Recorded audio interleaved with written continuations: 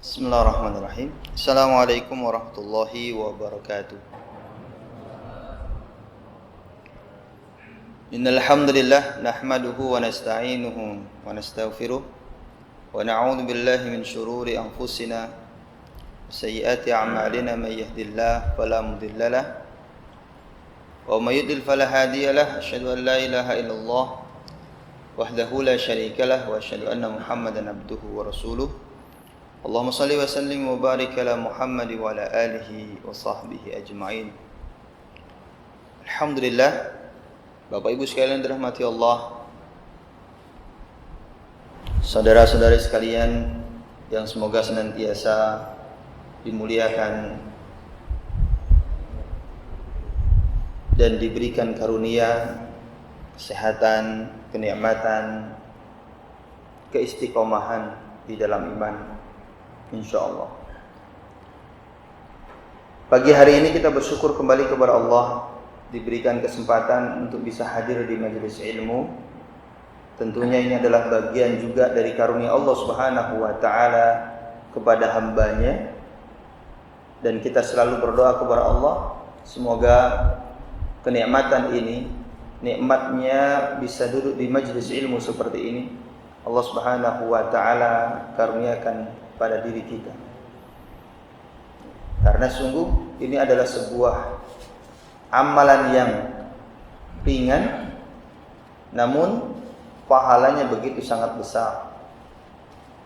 Bahkan menjadi sebuah sarana siapapun yang hadir di majlis tersebut untuk bisa menjadi hamba Allah Subhanahu wa taala yang dimudahkan jalannya untuk menikmati surganya Allah kelak. Man salaka tariqan yaltamisu fihi ilman sahalallahu lahu bihi tariqan ilal jannah. Dimudahkan jalannya oleh Allah Subhanahu wa taala untuk merasakan surganya Allah di akhirat. Bapak Ibu jemaah sekalian dirahmati Allah, seperti tema yang tadi disebutkan, mereka yang dikehendaki kebaikan oleh Allah Subhanahu wa taala. Di antara manusia,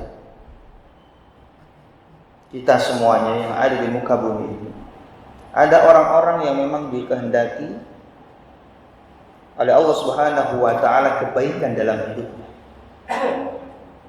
Kalau ada orang-orang yang dikehendaki kebaikan dalam hidupnya, maka tentu saja ada pula kebalikannya, orang-orang yang dikehendaki keburukan oleh Allah Subhanahu wa taala. Wal-'iyadu billah. Dan tentunya kita berharap bahwa Allah Subhanahu wa taala memasukkan kita semuanya ini ke dalam golongan orang-orang yang dikehendaki kebaikan oleh Allah Subhanahu wa taala dalam hidup kita. Dan juga kita berlindung kepada Allah agar tidak dimasukkan ke dalam golongan orang-orang yang dikehendaki keburukan oleh Allah Subhanahu wa taala dalam hidupnya. Wal-'iyadu billah. Kalau kita punya saudara, sahabat, atau mungkin keluarga kita sendiri menyampaikan kepada kita bahwa mereka menghendaki kebaikan dalam hidup kita, bahkan mereka mendoakan kebaikan untuk hidup kita, apa yang kita rasakan jawab? Apa yang dirasakan? Ada orang menyampaikan, ya Allah, aku mengharapkan pada Allah Subhanahu wa taala kebaikan dalam hidupmu selalu. Apa yang kemudian kita rasakan saat ada orang menyampaikan seperti itu? Senang? Bahagia? Betul sekali. Bahagianya kita manakala semakin banyak orang mendoakan kebaikan pada diri kita untuk hidup kita. Senang sekali. Lalu bagaimana jika kita mendapati diri kita dikehendaki kebaikan bukan hanya oleh saudara kita, orang terdekat kita, atau siapapun kenalan kita, tapi yang menghendaki kebaikan dalam hidup kita itu adalah pemilik alam semesta ini. Itu merupakan hal yang betul-betul kita impikan. Kita ingin menjadi seperti itu. Namun ternyata tidak semuanya orang dikehendaki kebaikan oleh Allah Subhanahu wa taala dalam hidupnya. Ada yang diuji juga. Diuji keimanannya, diuji. Maka untuk mengetahui siapakah mereka yang dikehendaki kebaikan oleh Allah Subhanahu wa taala dalam hidupnya, Allah dan Rasulnya memberitahukan kepada kita ciri-cirinya seperti apa. Maka pagi hari ini di waktu yang singkat ini kita akan mempelajari 5 ciri orang yang dikehendaki kebaikan oleh Allah Subhanahu wa taala dalam hidupnya. Ciri yang pertama, jamaah sekalian dirahmati Allah, adalah mereka dimudahkan oleh Allah Subhanahu wa taala untuk melakukan kebaikan. Ini ciri yang pertama. Dimudahkan baginya untuk melakukan apa? Kebaikan. Wabil khusus saat menjelang kematiannya. Hal ini seperti yang disampaikan oleh Rasulullah sallallahu alaihi wasallam dalam hadisnya yang diriwayatkan oleh Imam Ahmad dan yang lainnya, dan juga disahihkan oleh Imam Al-Albani, bahwasanya Nabi bersabda, "Idza aradallahu bi'abdin khairan ista'malah." Jika Allah Subhanahu wa taala menghendaki kebaikan bagi seorang hambanya, maka dijadikan dia beramal. Qila kaifa yasta'milu? Para sahabat bertanya, bagaimana atau apa maksud dari kalimat Allah Subhanahu wa taala menjadikan dia beramal? Maka dijelaskan oleh Nabi, qala yuftahu lahu amalan salihan baina yaday mautih hatta yarda alaihi man haulah. Dibukakan baginya amal-amal saleh, kemudahan untuk beramal saleh, pintu-pintu kebaikan dibukakan untuknya baina yaday mautih, menjelang wafatnya, menjelang kematiannya, hatta yarda alaihi man haula, sampai orang-orang yang ada di sekitarnya itu ridho kepadanya.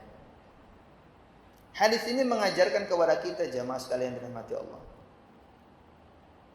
bahwa orang yang dikehendaki kebaikan oleh Allah Subhanahu wa taala, dia dimudahkan jalannya, dimudahkan kehidupannya untuk senantiasa dekat dengan kebaikan. Wabil khusus saat menjelang wafatnya.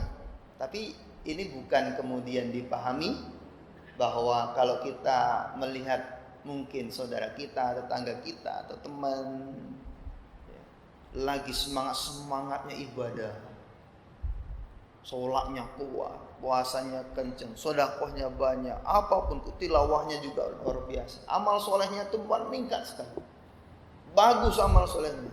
Nah, ini kita jangan mengira-ngira bahwa itu tandanya dia apa? Mau mati gitu. Enggak. Tidak dipahami demikian. Tidak dipahami demikian. Tapi ketika kita melihat ada saudara kita, begitu mudahnya dia beramal soleh, beramal kebaikan, kita pahami bahwa Allah Subhanahu wa taala karuniakan kepada dia pintu kebaikan itu. Dan tidak semuanya. Makanya dari itu, jamaah sekalian dirahmati Allah, poin yang pertama ini, melalui hadis ini kita belajar juga, ternyata untuk mendapatkan seperti itu harus ada kesungguhan. Di akhir surah Al-Ankabut ayat ke-69, Allah jelas di sana menyampaikan, "Walladzina jahadu fina lanahdiyannahum subulana wa innallaha lama'al muhsinin." Dan mereka orang-orang yang bersungguh-sungguh bermujahadah untuk mendapatkan hidayah kami, untuk terus melaksanakan kebaikan demikian, menjemput hidayah kami. Lanahdiyannahum subulana, kami akan jelas-jelas benar-benar kasih dia jalannya, kasih dia caranya, dibukakan pintu-pintu kebaikan itu. Wa innallaha lama'al muhsinin, dan sesungguhnya Allah Subhanahu wa taala benar-benar berserta dengan orang-orang yang baik. Jadi untuk menjadi karakter yang pertama ini, kitanya yang menjemputnya. Saat kita mengkondisikan diri kita terus berusaha menjadi baik melalui amal-amal kebaikan yang kita lakukan, ini sarana untuk menjemput daripada karunia Allah itu, yaitu kehendak Allah untuk menjadikan kita sebagai orang yang baik atau diberikan kebaikan oleh Allah Subhanahu wa taala dalam hidupnya. Ini dia. Jadi kitanya yang menjemput, Allah kasih. Dan Allah sudah janji di ayat tersebut, wa innallaha la ma'al muhsinin. Allah senantiasa beserta dengan orang-orang yang melakukan kebaikan. Maka orang seperti ini rindu selalu beramal baik. Ada ungkapan seperti ini, memang untuk berbuat baik itu mudah. Tapi untuk terus berbuat baik itu ujian. Tidak mudah, butuh apa? Effort. Makanya bahasanya jahadu, bukan sembarang bahasa. Mujahadah itu betul-betul butuh effort yang besar. Maka orang seperti ini selalu dia berusaha terus.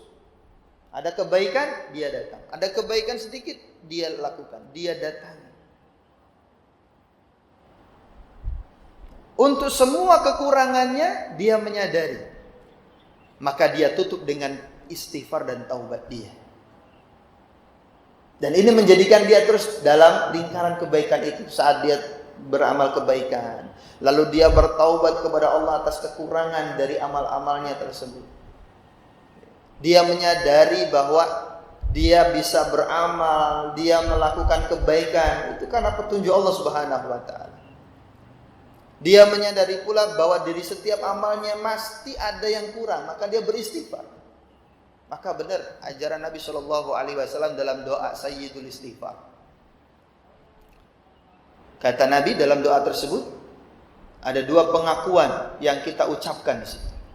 Abu'u laka bi ni'matika alayya wa abu'u bi dzambi. Perhatikan di sini doanya Nabi, abu'u laka bi ni'matika alayya wa abu'u bi dzambi faghfirli. Para ulama menjelaskan abu'u laka bi ni'matika alayya. Nikmat apa di sini yang kita akui? Aku akui ya Allah nikmat-nikmat-Mu atas hidupku, atas diriku. Nikmat apa di sini? Ternyata ini adalah nikmatul istighfar. Nikmat beristighfar, mohon ampun kepada Allah Subhanahu wa taala. Itu nikmat. Jangan dikira bahwa istighfar ini bukan nikmat. Ini nikmat. Saat orang beristighfar itu merupakan karunia Allah. Makanya kalimat berikutnya wa abu'u laka bidzambi. Aku mengakui juga ya Allah atas dosa-dosa yang aku lakukan. Faghfirli, maka ampunilah aku. Jadi saat kita beramal kebaikan, sertakanlah kalimat-kalimat istighfar ini. Agar dari setiap kekurangan amal-amal kebaikan itu tertutup dengan istighfar ini. Dan ketika kita fokusnya di sini jemaah, introspeksi diri kita, kekurangan diri kita, aib-aib diri kita, insya Allah kita akan terkurangi juga dari mengorek-ngorek aib orang lain. Karena dia sudah fokus untuk membenarkan dirinya atau membenahi dirinya, memperbaiki aib-aibnya itu, dia fokus di situ, maka dia sudah tidak lagi disibukkan untuk mengorek-ngorek aib orang lain. Bahasa kekiniannya apa? Kepo. Apa? Kepo aja dengan aib orang lain, pengen tahu aib orang lain. Itu untuk karakter yang pertama ini, insya Allah jauh dia. Ya. Terhalangi dari sifat seperti ini. Dan beruntung dia. Sehingga para ulama itu menyebutkan sebuah kalimat yang masyhur. Tuba, beruntunglah liman syaghalahu aibuhu an uyubin nas, yang disibukkan setiap harinya oleh aib-aibnya sendiri. Tuba liman syaghalahu aibu, dibikin sibuk dia untuk mengoreksi aibnya dirinya sendiri. Sehingga saat dia sibuk, dia tidak lagi mengorek-ngorek aib orang lain. Tuba liman syaghalahu aibu an uyubin nas, terhalangi dari aib-aib orang lain, dia enggak mau itu. Nah, ini tanda kebaikan itu jemaah. Maka manakala kita mendapati diri kita seperti itu, insya Allah kita memiliki ciri yang pertama. Ciri orang yang dikehendaki kebaikan oleh Allah Subhanahu wa taala dalam hidupnya. Terkurangi keinginan untuk mengetahui aib orang lain, sibukkan dengan amal-amal pribadinya, disibukkan untuk mengoreksi aibnya, dan dia terus mengisi hari-harinya dengan kebaikan dan istighfar, insya Allah itu akan menghantarkan kita menjadi orang yang memiliki ciri yang pertama ini. Ciri yang kedua jamaah sekalian adalah mereka yang dikehendaki kebaikan oleh Allah Subhanahu wa taala dalam hidupnya adalah mereka yang disegerakan sanksinya di dunia. Sanksi atau hukuman atas apa yang telah dia lakukan dari dosa dan kesalahannya atau maksiatnya di dunia, didahulukan atau disegerakan oleh Allah Subhanahu wa taala. Seperti yang diungkapkan oleh Nabi sendiri dalam satu hadis diriwayatkan oleh Imam At-Tirmidzi dan juga Imam Al-Hakim dari Anas bin Malik bahwasanya Rasulullah bersabda, "Idza aradallahu bi'abdihi al-khaira ajjala lahu al-'uqubata fid dunya." Jika Allah Subhanahu wa taala menghendaki kebaikan bagi diri seorang hamba, ajjala lahu al-'uqubah, disegerakan ukubah atasnya di dunia. Sanksinya didahulukan di dunia. Sebaliknya, wa idza aradallahu bi'abdihi syarra amsaka anhu bi dzambi hatta yuwafiya bihi yaumal qiyamah. Jika Allah menghendaki keburukan bagi seorang hamba, maka amsaka anhu bi dzambi, ditahan dulu sanksi yang akan menimpanya di dunia untuk nanti dijadikan azab yang sempurna atasnya di hari kiamat. Wala'iyadu. Maka orang seperti ini, kalau kita melihat dari hadisnya, kita mendapatkan pelajaran. Berarti saat Allah uji kita, dikasih sanksi, entah itu hukuman apapun bentuknya, kejadian dan peristiwa dalam hidup kita apapun itu yang datang, maka sadari bahwa semoga ini adalah pertanda bahwa Allah menghendaki kebaikan dalam hidupku. Tapi jangan sekali-kali kita memohon kepada Allah sanksi tersebut, berdoa supaya ya Allah segerakan azab atas hidupku di dunia. Ya, jangan. Kenapa? Kenapa kita nggak boleh doa azab atau minta diazab sama Allah Subhanahu Wa Taala, minta dijatuhkan sanksinya di dunia? Kenapa jangan? Meskipun itu adalah tanda kebaikan. Apa? Selain itu, karena pasti kita tidak akan mampu, iya enggak? Kita enggak akan mampu kalau Allah sudah jatuhkan yang namanya sanksi atau hukuman. Kita enggak akan mampu untuk menahannya. Dan ini pernah terjadi di zaman sahabat. Anas bin Malik radhiyallahu anhu menceritakan bahwasanya ada seorang sahabat yang lagi sakit, lalu dikunjungi oleh Rasulullah sallallahu alaihi wasallam.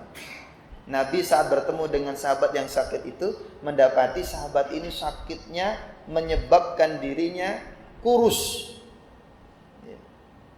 Kurus jemaah, sakit dia. Sampai disebutkan dalam hadis itu, ya, istilahnya seperti anak seekor burung, saking kurusnya. Dan saat itu Nabi bertanya kepada sahabat tersebut, apakah engkau gara-gara terkena sakit itu, apakah engkau habis berdoa atau meminta kepada Allah sesuatu? Maka sahabat tersebut menjawab, "Na'am ya Rasulullah." Iya ya Rasulullah. Aku berdoa kepada Allah, ya Allah, sanksi yang akan engkau timpakan kepadaku di akhirat, segerakan atas diriku di dunia ini ya Allah. Dia berdoa seperti itu. Maka Nabi pun mengatakan, subhanallah, engkau pasti tidak akan mampu menanggungnya. Kenapa engkau tidak berdoa, Rabbana atina fid dunya hasanah wa fil akhirati hasanah wa qina adzabannar. Daripada minta doa untuk dikasih sanksi di dunia, minta untuk diazab oleh Allah, mendingan doa Rabbana atina fid dunya hasanah. Karena pasti enggak akan mampu seseorang ketika Allah sudah uji itu. Maka ini pertanda kalau kita mendapat diri kita diuji dan kita menyadari itu adalah tanda kehendak Allah Subhanahu wa taala atas hidup kita atau kebaikan yang dikehendaki oleh Allah atas hidup kita, maka kita tidak akan berkeluh kesah. Menjadi ringan kejadian atau peristiwa yang menimpa kita, itu menjadi ringan.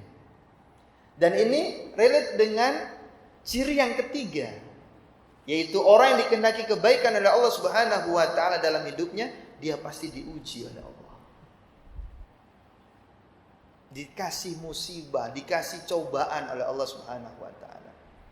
Apapun bentuknya. Cobaan kan macam-macam jemaah.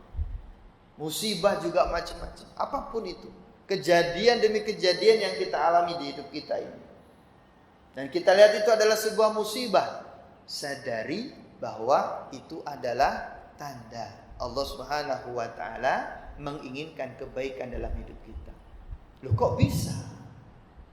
Dikasih musibah atau dikasih cobaan, kok itu adalah tanda kebaikan? Yang menjadi obatnya adalah apa yang disampaikan oleh Rasulullah SAW dalam satu hadis dikeluarkan Imam Bukhari, "May yuridillahu bihi khairan yusib minhu." Ini kita menjadi lebih yakin lagi. Barang siapa yang dikehendaki kebaikan oleh Allah dalam hidupnya, yusib minhu, dia pasti akan diuji. Dikasih musibah oleh Allah Subhanahu wa taala. Dan yang namanya musibah bagi seorang mukmin adalah sebuah kepastian. Ujian, cobaan yang ditimpakan oleh Allah kepada diri seorang mukmin adalah sebuah kepastian. Pasti akan terjadi, pasti akan diuji. Bahkan Allah bersumpah akan hal itu, berjanji akan hal itu. Silakan buka di surah Al-Baqarah ayat 155 yang sering dibaca. وَلَنَبْلُوَنَّكُمْ بِشَيْءٍ مِنَ الْخَوْفِ وَالْجُوعِ وَنَقْصٍ مِنَ الْأَمْوَالِ وَالْأَنْفُسِ وَالثَّمَرَاتِ وَبَشِّرِ الصَّابِرِينَ. Kalimatnya banyak penekanan di sana. وَلَنَبْلُوَنَّكُمْ ada lamut taukid, ada nunut taukid yang menegaskan itu adalah sebuah kepastian. Kata Allah, benar-benar kami akan menguji kalian dengan sedikit dari rasa takut, sedikit dari rasa takut. Al-khauf. Kemudian al-ju', kelaparan.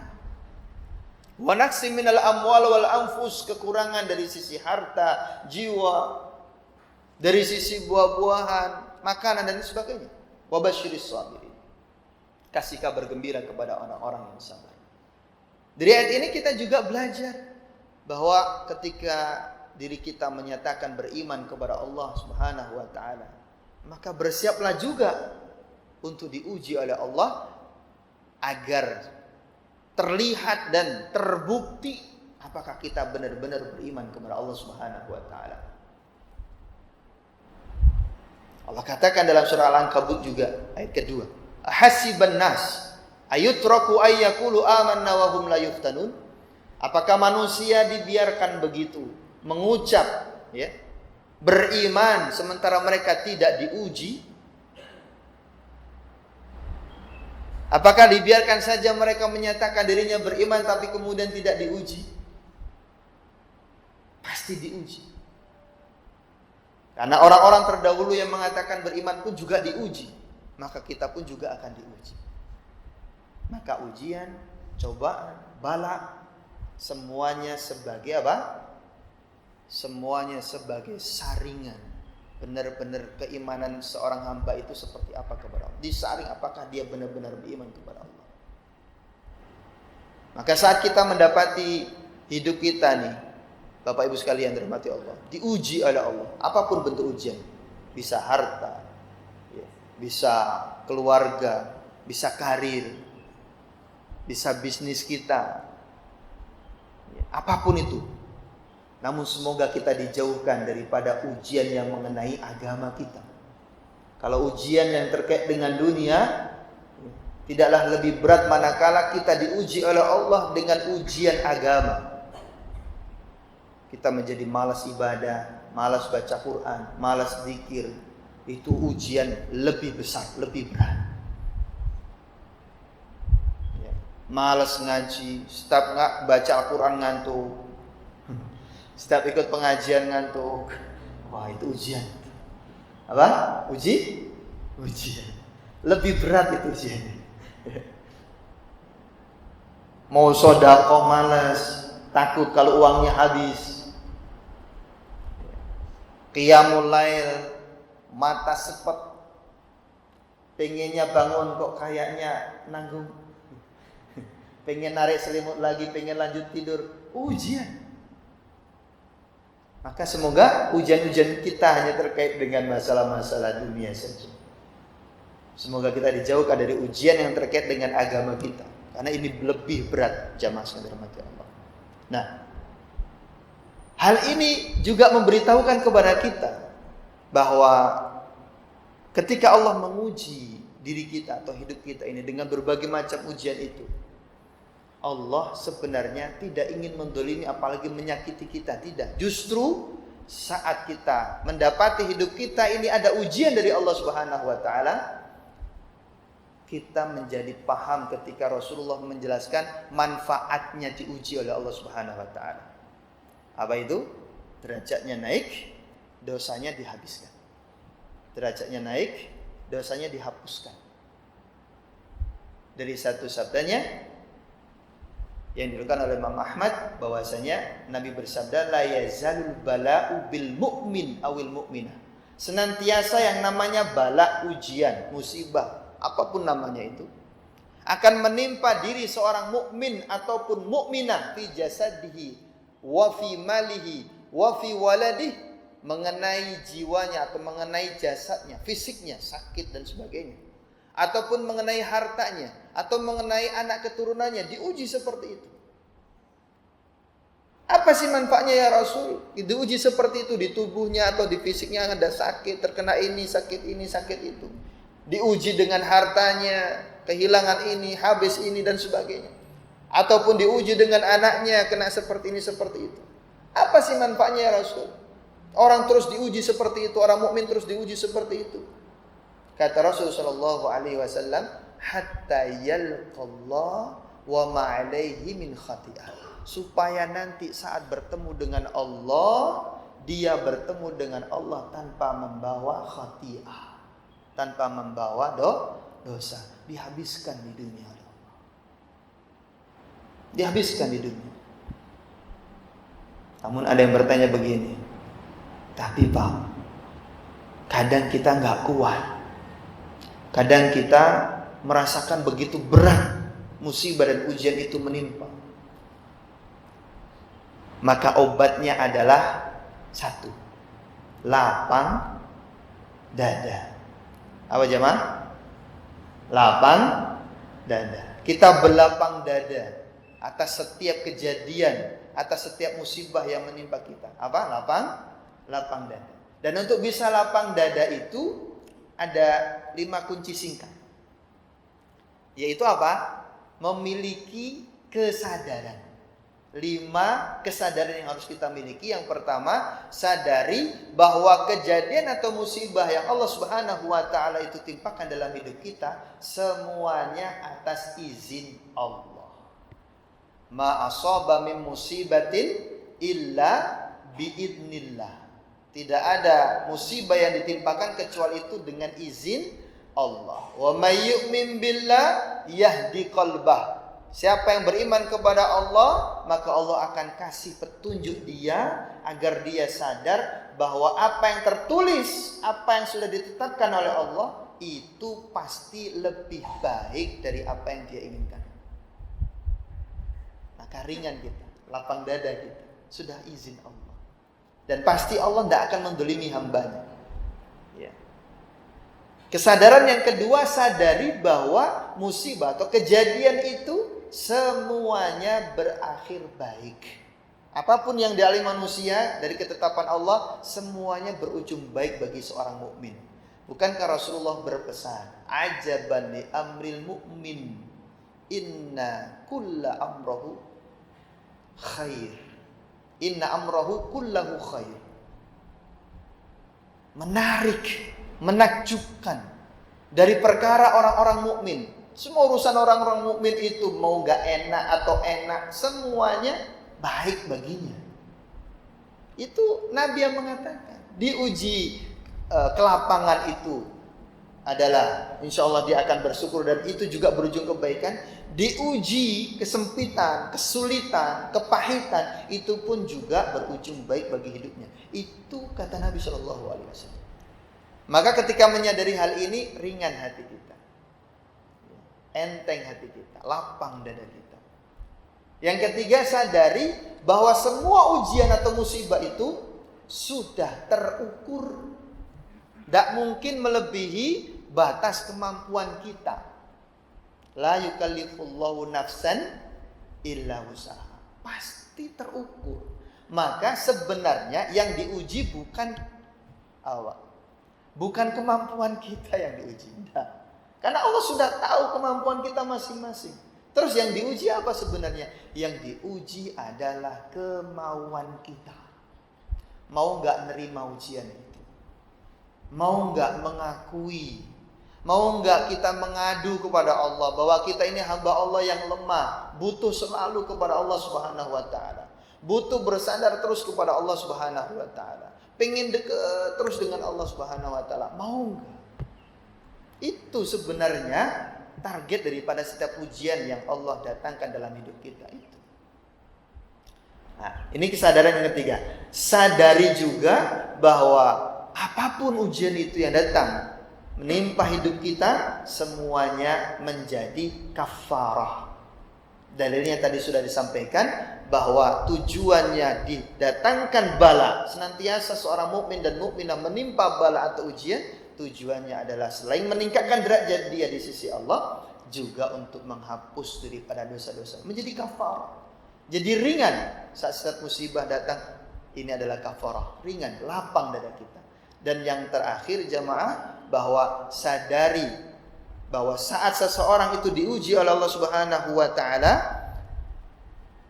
kemudian dia ingin lapang dadanya, sadari bahwa itu ada pertolongan Allah dari setiap musibah. Dan pertolongan Allah itu sudah Allah janjikan sangat-sangat dekat. Ala inna nasrallahi qarib. Pertolongan Allah itu dekat, tidak jauh. Bahkan adanya di balik setiap musibah itu sendiri. Fa inna ma'al usri yusra. Inna ma'al usri yusra. Saat datang musibah jamaah, sebenarnya Allah datangkan sekaligus dengan apa? Solusinya. Di balik kesulitan, di balik musibah, Allah datangkan ada solusi. Ada kemudahan-kemudahan. Karena Allah sudah janji gak akan mungkin melampaui batas kemampuan kita. Pasti ada solusinya. Tidak dibiarkan. Ya, satu pintu ditutup, maka Allah akan buka pintu yang lainnya. Hanya saja dibutuhkan apa? Kesabaran. Ya, ciri yang ketiga. Ciri yang ketiga orang ciri yang keempat ya. Dikendaki kebaikan oleh Allah Subhanahu wa taala adalah orang itu dijadikan faqih dalam urusan agamanya. Faqih, artinya paham, bukan hanya sekedar tahu. Saat ini kita ngaji pengen tahu siapa mereka orang yang dikehendaki kebaikan oleh Allah. Tapi ketika dari pengetahuan tadi kita sudah dapat, Allah karuniakan juga tambahannya. Apa itu? Faqih. Faqih itu paham. Pemahaman jauh lebih utama daripada pengetahuan. Karena banyak orang yang tahu tapi tak paham, sehingga ilmunya tidak menjadikan dia lebih dekat dengan Allah Subhanahu wa taala. Nabi sallallahu alaihi wasallam berpesan, "May yuridillahu bihi khairan yufaqihu fiddin." Siapa yang dikehendaki kebaikan dalam hidupnya oleh Allah, dijadikan dia faqih dalam agama. Nabi tidak mengatakan yu'allimhu fiddin, ta'lim, tapi yufaqihu fiddin. Karena memang orang-orang faqih ini yang akan mendapatkan ilmu yang bermanfaat, kemudian menjadikan akidahnya lurus, sehingga hatinya menjadi bening setiap waktu. Dapat ilmu seperti cahaya. Bukan malah ilmu itu menjauhkan dia dari Allah, tapi justru mendekatkan dia kepada Allah Subhanahu wa taala. Maka orang yang dapat seperti ini, itu tanda kebaikan. Diberi pemahaman. Contoh misalkan, ya, ini contoh orang yang tahu tetapi kurang paham. Kita sering mendengar dari hadis Nabi Shallallahu Alaihi Wasallam perintah supaya berkata baik. Kalau tidak bisa berkata baik, mendingan apa? Diam. Man kana yu'minu billahi wal yaumil akhir falyakul khairan aw liyasmut.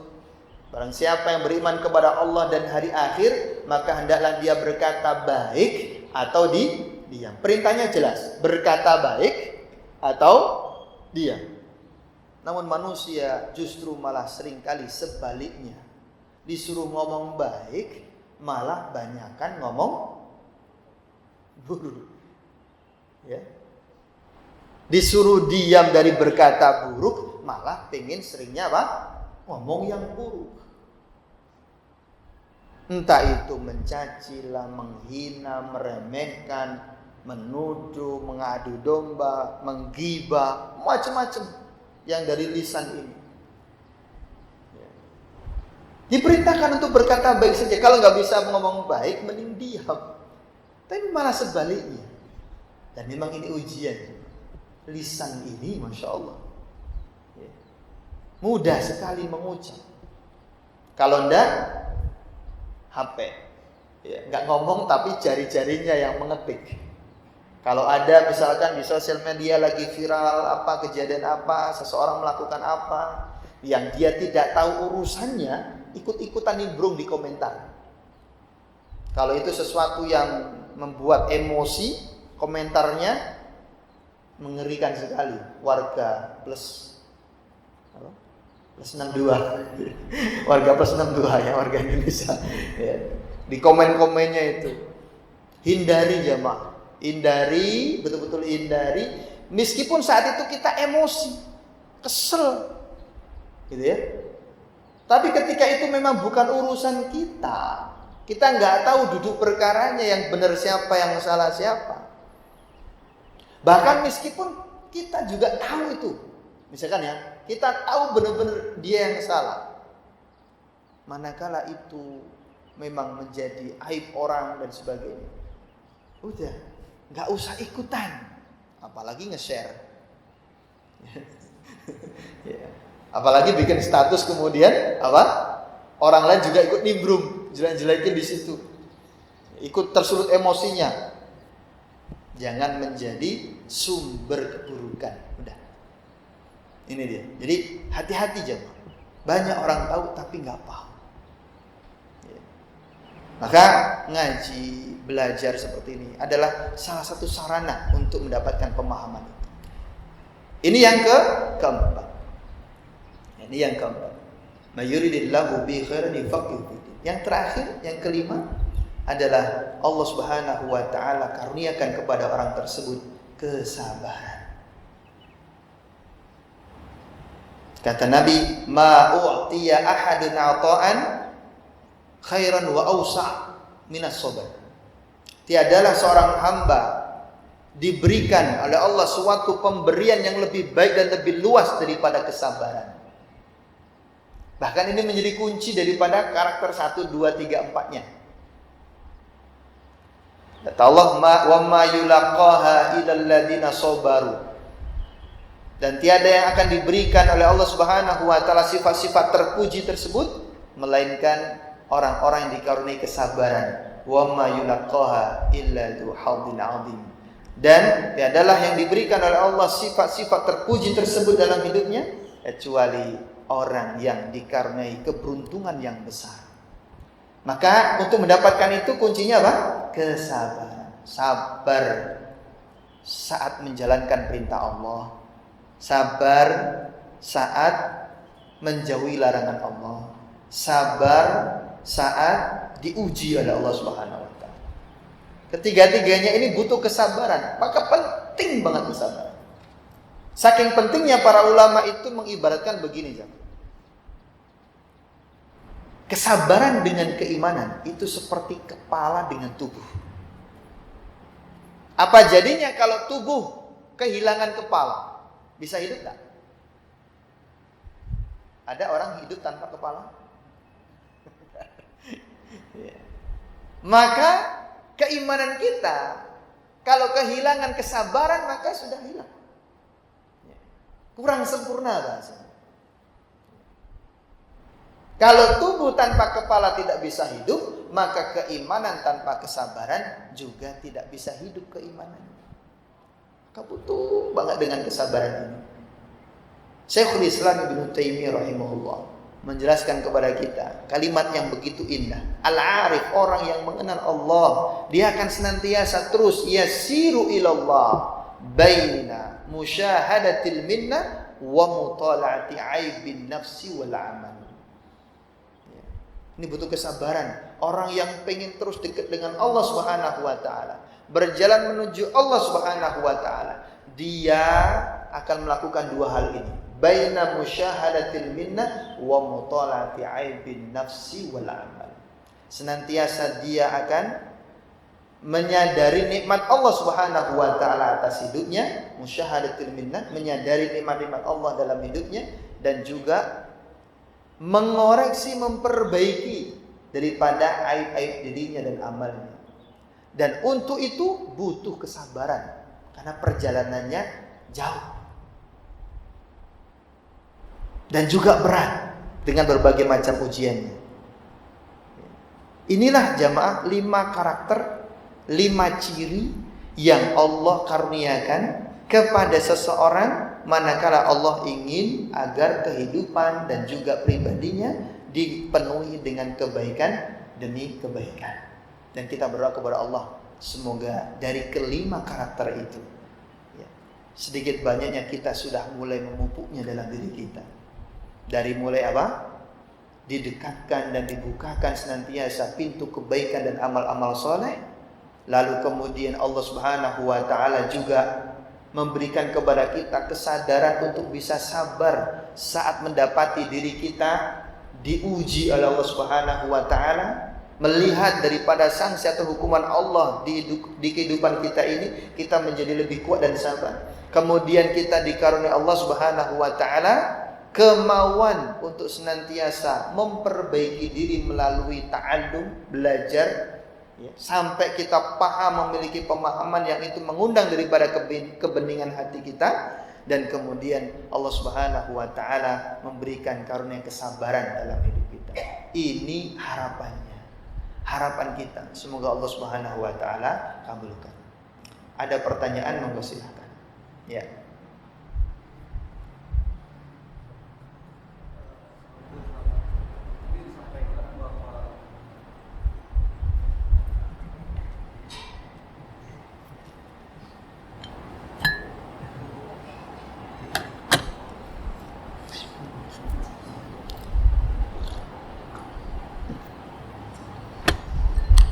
Tadi Ustaz sampaikan bahwa setiap ujian itu adalah untuk menghapus dosa. Iya.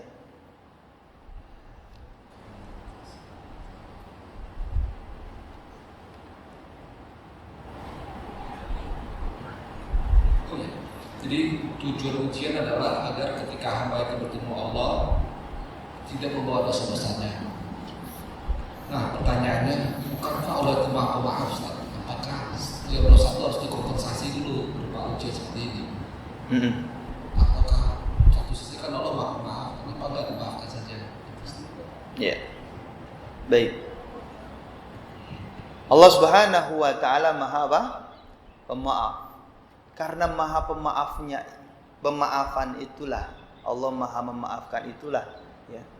Kita diberi oleh Allah Subhanahu wa taala, ya, ujian, musibah dan sebagainya, ya, untuk supaya kita menyadari dari setiap ujian dan musibah itu, kalaulah dengan tidak sifat memaafkan Allah Subhanahu wa taala, maka justru akan semakin berat hidup kita. Ya. Maka semakin berat hidup kita, ujian kita tidak akan mampu untuk menahannya. Maka dengan sifat memaafkannya itu, jamaah, kita menjadi kuat. Dari setiap ujian yang Allah timpakan, kita menjadi kuat. Karena kalau tidak ada sifat tersebut, bisa jadi ujian yang kita terima lebih besar lagi dan kita tidak akan mampu untuk menanggungnya. Itu yang pertama. Yang kedua, dikasih ujian atau musibah itu agar manusia mengerti akan yang namanya sebab akibat. Bahwa setiap kali perbuatan pasti akan ada ganjarannya. Perbuatan baik akan mendapatkan kebaikan. In ahsantum ahsantum li anfusikum. Bila kalian melakukan sebuah kebaikan, maka kebaikan itu yang akan kalian terima. Wa in asa'tum falaha. Kalau kalian melakukan keburukan, ya keburukan itu akan kalian terima. Sehingga manusia semakin menyadari, oh hidup di dunia tidak boleh sembarang kali, nggak boleh semau sendiri. Ada aturan-aturan yang harus dijaga. Karena setiap orang melakukan A, maka pasti ada resikonya. Melakukan B, ada resikonya. Kalau tidak ada yang namanya sanksi atau apa, maka manusia juga akan melakukan seperti itu. Wong ada sanksi aja, manusia masih apa? Masih apa? Masih melanggar ya. Apalagi ini nggak ada sanksi. Maka ini pelajaran buat kita. Kita semakin sadar, semakin perhatian. Ya. Kita tidak mau menyakiti orang lain. Kita tidak mau mendolimi orang lain, dan juga kita tidak mau mendolimi diri kita. Karena semuanya pasti ada balasannya. Semua pasti ada balasannya. Dan itu bentuk keadilan. Itu bentuk keadilan Allah Subhanahu wa ta'ala. Itu jamaah sekalian. Nangkap Pak? Nanggi. Ada lagi? Ada lagi?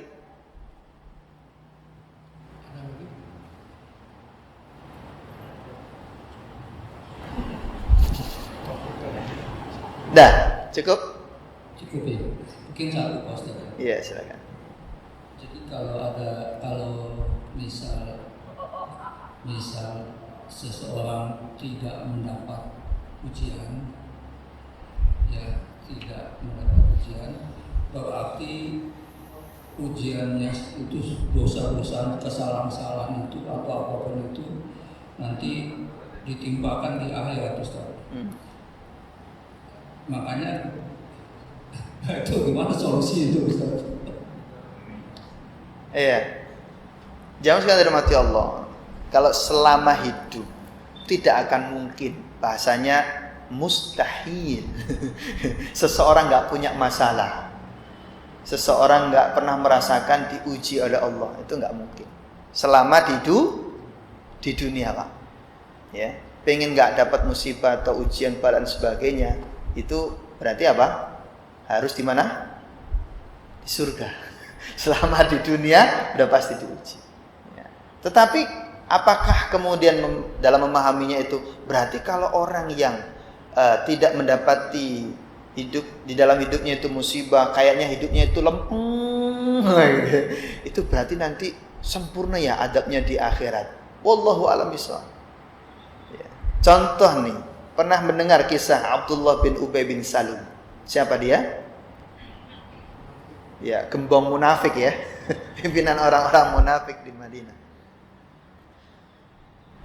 Kebenciannya seperti apa coba? Sampai dia berani memfitnah Aisyah radhiyallahu anha dalam peristiwa hadisul ifki, sehingga keluarga Rasul sallallahu alaihi wasallam tercederai, terfitnah, gonjang-ganjing luar biasa.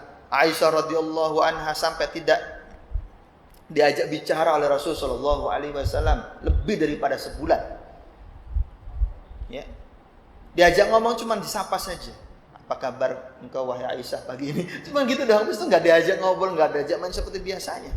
Gara-gara peristiwa hadis ifki itu. Berat. Makanya ketika Allah turunkan pembebasan, ayat yang membebaskan Aisyah radhiyallahu anha dari tuduhan tersebut, maka orang-orang yang mengikuti, menyebarkan dan lain sebagainya fitnah tersebut kena juga. Sahabat, ada seorang sahabat Misbah, ada juga Hasan, kena mereka. Fitnah itu terkena. Akhirnya juga dihukum oleh Nabi saat itu. Dihukum oleh Nabi karena ikut menyebarkan fitnah. Sementara Abdullah bin Ubay bin Salul ternyata tidak dihukum oleh Rasulullah. Padahal dia yang menyebarkan. Kenapa tidak dihukum lebih berat Abdullah bin Ubay bin Salul ini? Maka Nabi SAW mengatakan, Allah Subhanahu wa ta'ala menginginkan baginya, bagi siapa? Abdullah bin Ubay bin Salul, adabnya sempurna nanti di yaumul qiyamah. Adabnya apa? Sempurna nanti di yaumul qiyamah. Kalau dia ikut dihukum di situ, terkurangi nanti adabnya. Maka dibiarkan dia. Biar dia mendapatkan apa? Sanksinya atau azabnya sempurna di akhirat nanti. Seperti itu. Maka jangan dikira, oh hidup saya ini lempeng, nggak ada ujian, tenang aja. Atau malah sebaliknya juga, ini jangan juga ya. Misalkan hidupnya dipenuhi setiap harinya dengan musibah ujian. Yes, ujian, ujian musibah. Seneng ini. Nggak juga jemaah ya. Tetap bahwa kita berlindung kepada Allah dari berbagai macam bala dan sebagainya. Tapi ketika hal itu datang menimpa hidup kita, kita juga mulai sadar, oh iya, Allah menghendaki hal ini pasti ada hikmahnya. Allah ingin agar dosa-dosa saya dihabiskan di dunia. Allah ingin mengangkat derajat saya. Dan memang begitu saat di akhirat itu. Nanti orang-orang yang diuji oleh Allah di dunia begitu beratnya, derajatnya di surga begitu sangat tinggi, sehingga orang-orang itu untuk melihat dia saja sampai mendongakkan kepalanya. Saking tingginya surga dia, sampai orang-orang itu ngelihat apa? Bahasa orang Jawa itu dangak. Mendongakkan kepalanya seperti ini. Saking tingginya itu. Tapi saya ingatkan sekali lagi, itu tadi ya jemaah. Jangan berdoa, ya Allah timpakan azab saat sekarang juga. Jangan, nggak boleh. Karena pasti kita tidak akan apa? Mampu. Wallahu a'lam bishawab. Sampai di sini dulu bahasan kita di pagi hari ini. Semoga Allah karuniakan kebaikan dalam hidup kita. Allah tuntun kita untuk senantiasa dimudahkan beramal soleh sampai menjelang wafat kita nanti. Amin ya rabbal alamin. Billahi taufiq wal hidayah. Assalamualaikum warahmatullahi wabarakatuh.